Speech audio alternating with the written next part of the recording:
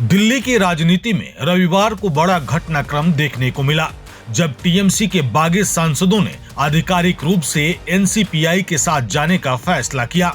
लोकसभा अध्यक्ष से मुलाकात के बाद बागी सांसदों की ओर से घोषणा की गई कि वे अब एनसीपीआई के मंच से राजनीति करेंगे और पीएम मोदी के नेतृत्व वाली एनडीए को समर्थन देंगे।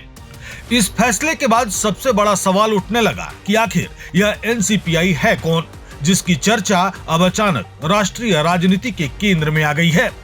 जानकारी के मुताबिक एनसीपीआई कोई पुरानी राष्ट्रीय पार्टी नहीं, बल्कि नई और छोटी राजनीतिक पार्टी है। इस पार्टी का गठन साल 2023 में हुआ था। चुनाव आयोग के रिकॉर्ड के मुताबिक एनसीपीआई को 20 जनवरी 2023 को पंजीकृत किया गया था। दिलचस्प बात यह है कि पार्टी का पश्चिम बंगाल से भी गहरा संबंध सामने आया है। पार्टी का रजिस्टर्ड कार्यालय हावड़ा जिले के संकराइल क्षेत्र में स्थित है।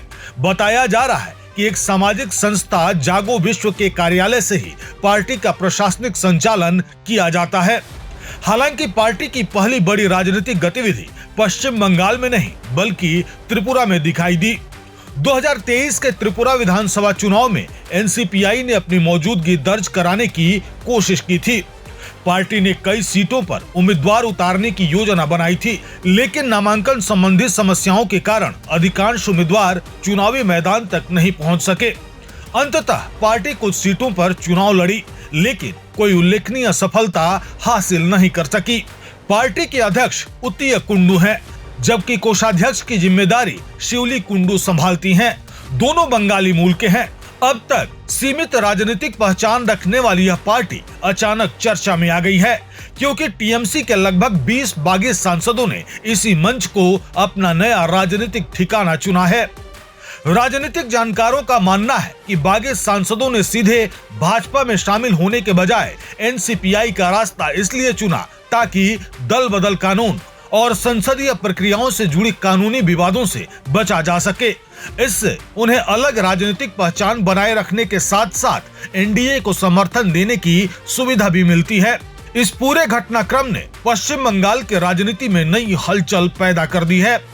तृणमूल कांग्रेस पहले ही अंदरूनी असंतोष और बगावत की चुनौतियों का सामना कर रही है।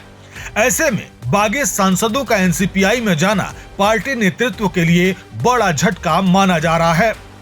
अब सबकी नजर लोकसभा अध्यक्ष के अगले फैसले पर है और इस बात पर भी कि क्या एनसीपीआई आने वाले समय में बंगाल और राष्ट्रीय राजनीति में कोई बड़ी भूमिका निभा पाएगी या नहीं।